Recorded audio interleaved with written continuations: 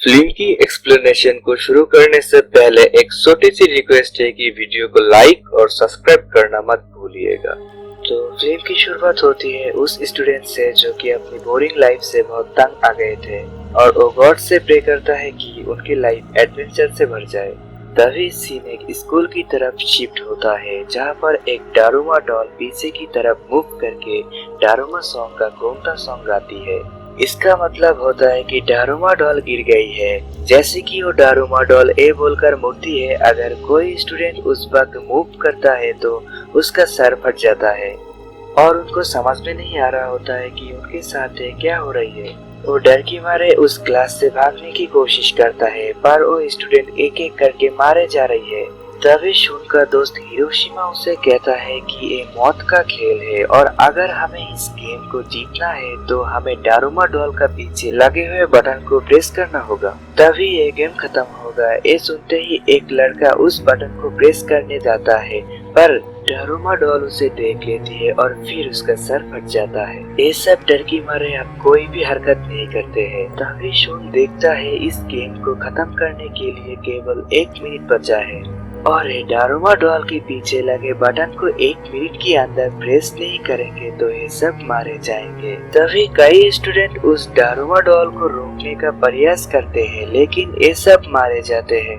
अब केवल सुन और हिरोशिमा ही बचे होते हैं और वो एक प्लान करते हैं और सुन हिरोशिमा के कंधे पर पैर रखकर जंप करता है और डारुमा डॉल की पलटने से पहले ही उस पर लगे बटन को प्रेस कर देता है और गेम वही रुक जाता है। वो इस बात का जश्न मना रही होती है तभी हिरोशिमा का सर फट जाता है। डारुमा डॉल सुन को बताती है कि सिर्फ उसी ने ही इस बटन को प्रेस किया है, इसीलिए सिर्फ वही इस गेम का विजेता है। डारुमा डॉल सुन को ये भी कहती है कि एक बिल्ली आएगी और चूहों को खा जाएगी, लेकिन सुन को कुछ भी समझ नहीं आ रही है। तभी सुन को उसका फ्रेंड इजिकी दिखाई देती है जो कि उसे बताती है कि सभी क्लास में सिर्फ ऐसे ही गेम चल रही है और वो उसकी तरह अपनी क्लास की विनर है जैसे कि सुन अपनी क्लास का। स्कूल से बाहर जाने की सारे दरवाजा बंद हो चुके थे और वो सब भागते हुए स्कूल की मेन हॉल में पहुंचते हैं जहां पर फ्लोर पर लिखा था कि जो बिल्ली का घंटी लगाएगा वही इस गेम को जीत पाएगा। वहां पर कुछ और भी स्टूडेंट्स चूहों की ड्रेस पहनी हुई होती है और ओसुन और इजिका से भी उस ड्रेस को पहनने के लिए कहती है। तभी वहाँ पर एक बहुत बड़ी बिल्ली आ जाती है और एक एक करके सबको खाने लगते हैं। यहाँ पर सुन नोटिस करता है कि बिल्ली सिर्फ उन्हीं को खा रही है जिन्होंने चूहों की ड्रेस पहनी है। सुन उन सबको ड्रेस उतारने के लिए कहता है। तभी सुन की नजर एक घंटी पे जाती है और वो समझ जाता है कि फ्लोर पर लिखी बात का क्या मतलब था। तभी स्कूल का बेस्ट बास्केटबॉल प्लेयर बिल्ली की गले में उस घंटी को डालता है पर बिल्ली उस घंटी को रोक देती है और उस प्लेयर को बहुत दर्दनाक तरीके से मार देता है। इधर इजिकी गिर जाती है और बिल्ली उसे मारने वाला ही होता है कि तभी सुन चूहों वाली ड्रेस पहनकर बिल्ली को अपने तरफ अट्रैक्ट कर लेती है। इधर सुन को ये भी पता चलता है कि इस ड्रेस में एक खासियत है, इसकी वजह से वो बिल्ली की बातें सुन सकते हैं। बिल्ली सुन से कहती है कि उसकी पीठ में बहुत तेज खुजली हो रही है। फिर ये सभी लोग बिल्ली की पीठ पर स्क्रैच करके उसकी खुजली को खत्म करने की कोशिश करता है। इसे उस बिल्ली को बहुत आराम मिलता है और वो सो जाती है। पर गेम अभी भी खत्म नहीं हुआ था। ये लोग झगड़ा करने लगता है कि कौन उस बेल को रिंग में डालेगा। तभी इनकी आवाज सुनकर बिल्ली जग जाती है और फिर से उन पर हमला करने लगते हैं।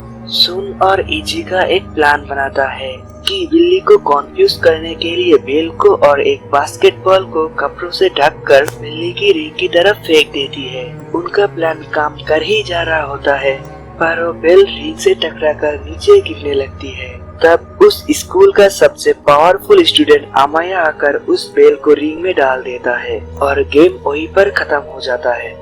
क्योंकि यह गेम सुन, इजिका और अमाया ने मिलकर किया था, इसीलिए बिल्ली उन तीनों को विजेता घोषित करता है और बाकी बचे मेंबर को अमाया मार डालता है। उस सुन और इजिका से कहता है कि शायद ये सब गॉड कर रही है और वो सिर्फ ताकतवर लोगों को जिंदा रखना चाहती है। तभी उस बिल्ली की मुंह से एक गैस निकलती है जिसकी वजह से ये सब बेहोश हो जाती है। इधर हम देखते हैं कि पूरी दुनिया की स्कूल में सेम ऐसा ही घटनाएं घट रही है और जिसे ये सारी दुनिया देख रही है। पर टीवी पे आ रही न्यूज के अनुसार अब तक 10 मिलियन स्टूडेंट की इस घटनाओं में मौत हो चुकी होती है।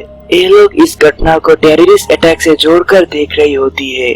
तभी उनको एक बड़ा सा क्यूब आसमान में उड़ता हुआ दिखाई देती है और हम देखते हैं कि इसी क्यूब के अंदर पूरी दुनिया की विनर स्टूडेंट है और ये सब इस घटनाओं को एलियन से जोड़कर देखने लगते हैं। इस गेम का टेलीकास्ट पूरी दुनिया देख रही है और ये सब इन्हें गॉड्स चिल्ड्रन का टाइटल दे देता है। इधर हम एक आदमी को देखते हैं जो कि एक रेडियो को छूकर ठीक कर देता है और हमें यहाँ पर ऐसा लगता है कि जो कुछ भी हो रही है वो यही आदमी कर रही है। अब सुन को होश आ जाता है और वो अपने आप को बाकी बच्चों के साथ खुद को एक रूम में कैद पाता है जहाँ पर उन बच्चों को रखा गया है जिनकी सरनेम का फर्स्ट लेटर सेम है।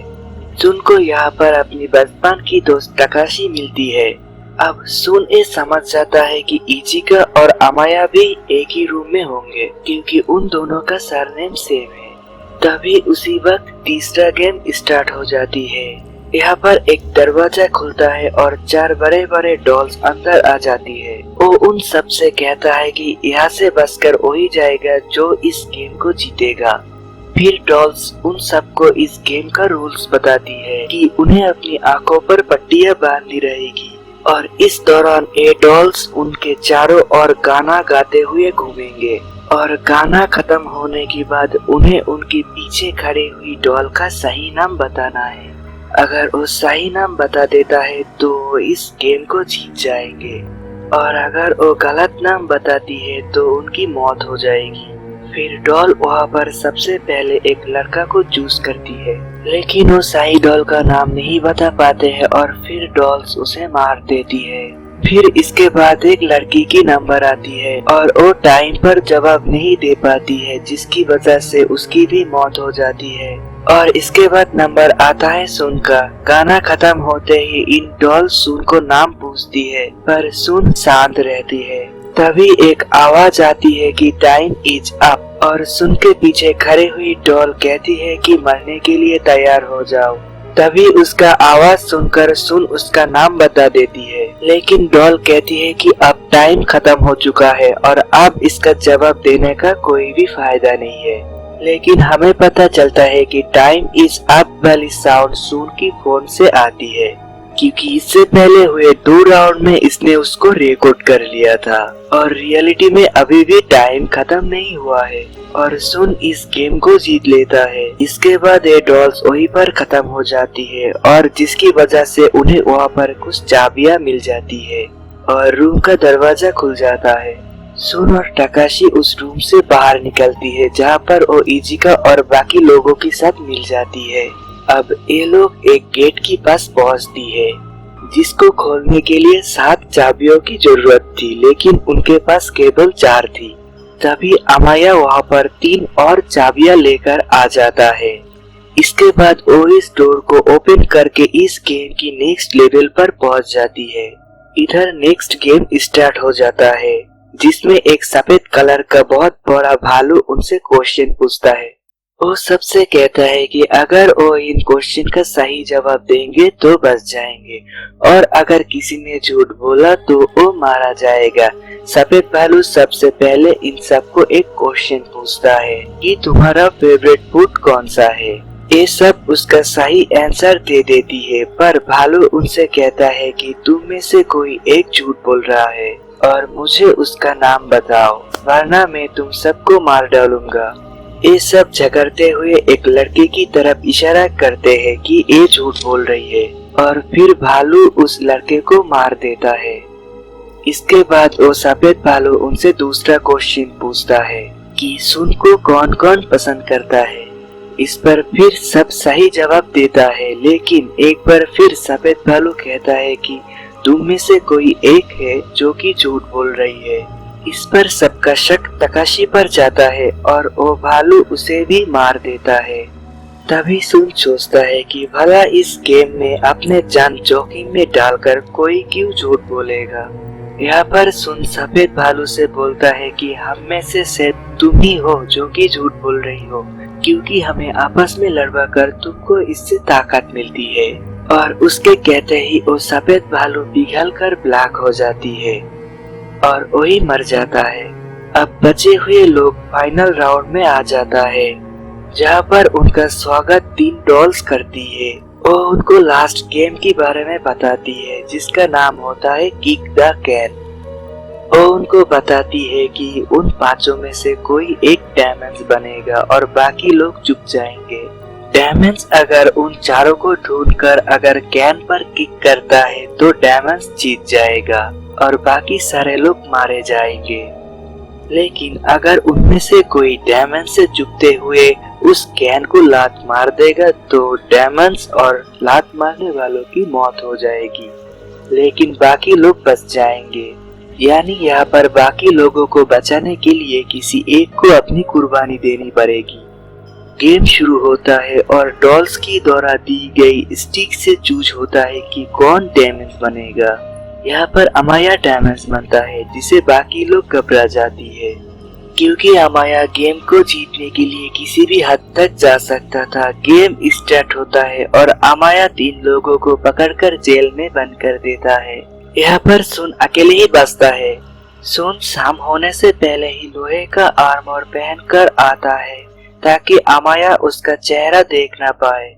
और गेम की रूल्स के मुताबिक अमाया तब तक किसी को बंदी नहीं बना सकता है जब तक कि वो किसी का चेहरा ना देख ले। बट अमाया बहुत ही आराम से उसका चेहरा देख लेता है। सुन अमाया से कहता है कि उसने ये आर्मर उससे छुपने के लिए नहीं बल्कि उसे रोकने के लिए पहना है। और हम यह देखते हैं कि सुन ने चुपके से अमाया की कमर पर एक लोहे की चेन बांध दी थी, जो कि उसकी आर्मर से जुड़ी हुई थी।